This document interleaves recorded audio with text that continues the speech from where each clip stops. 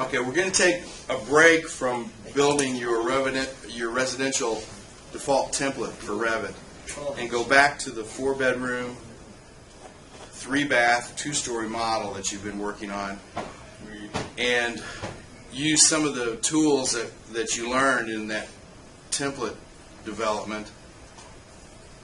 What you're going to do today and tomorrow, and you'll finish on the 3rd day and turn in on the 3rd day, is the kitchen design for that model that you're working on.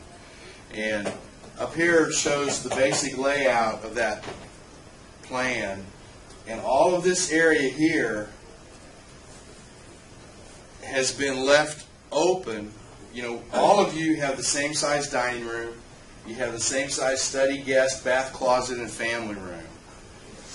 You have an option on your stairs. You can go up into a landing and split and have your stairs go up both to the left and the right, or have them go continue and go all the way forward.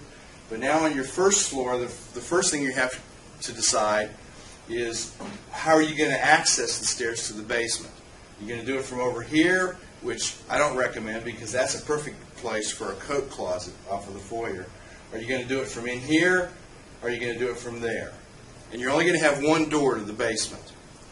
And the other thing you're going to do in this entire area now is you're going to design your kitchen space with cabinets, countertops, and a breakfast area. Now, you've got a dining room, but we all know in our culture that gets used for special occasions. You go in there and eat just occasionally. Thanksgiving and Christmas Day. And if you do, that's great. If you have a dining room that you use all the time, that's great. I think family dinners are something that we've kind of lost in our culture of doing things. How is the TV set? So the breakfast area is where typically the family eats most of the time, and in a lot of designs, you know, in our culture and in the 21st century, a lot of people watch TV while they're eating.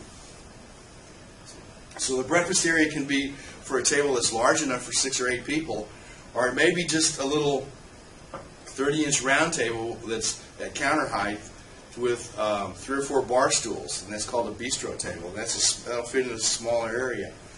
You're not going to put furniture in the plan, but you're going to define some space here that's going to be breakfast area. You're going to decide how you transition from the family room into this kitchen and breakfast area.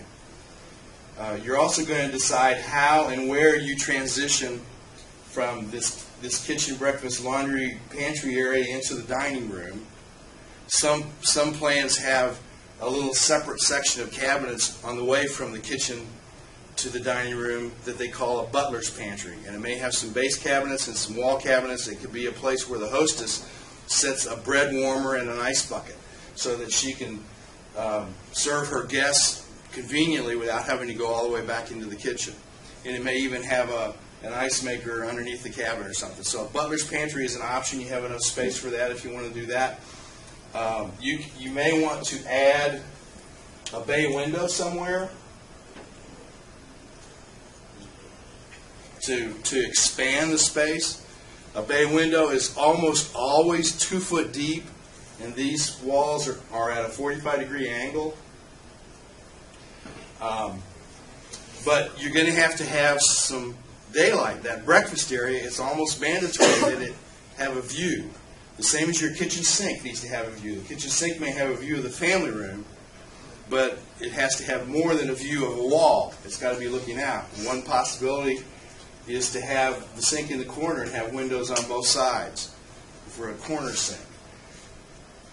Your garage, if you recall, you have the flexibility of moving that garage, I think it's 24 feet wide, anywhere along this whole edge of the building. So you may have the garage start here with a 2-foot offset and come out and come down to here. Or you may decide that you want to have the garage and have your 2-foot offset here and only bring the garage up about this high. But you have to have access from the garage into your kitchen, this area. Now that access might be through the laundry room. So we talked about the kitchen, the breakfast. You've got to have a laundry room, which can be an area as small as a laundry closet. Tyler? What if you put your laundry room upstairs? Well, if you put your laundry room upstairs, then you don't have to have it down here. It could be as small as a closet that's 3 feet deep, preferably 3'6", and 5 feet wide, preferably 6 feet wide, all the way up to a full-blown laundry room that's got room for a washer and a dryer and a utility sink and a cabinet base where you can have a countertop and fold clothes. And you may want to have your entrance from the garage go through that utility room. Or you may want to have your entrance from the garage go directly into the kitchen area. Or maybe go directly into the breakfast area. There's all kinds of possibilities in what you do with this space. And so you have to visualize that in your mind. It won't hurt to sketch out some things on paper ahead of time, just to kind of see how you can make things fit.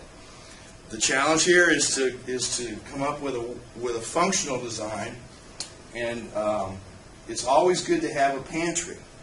Now, that could be a walk-in pantry with a 2-foot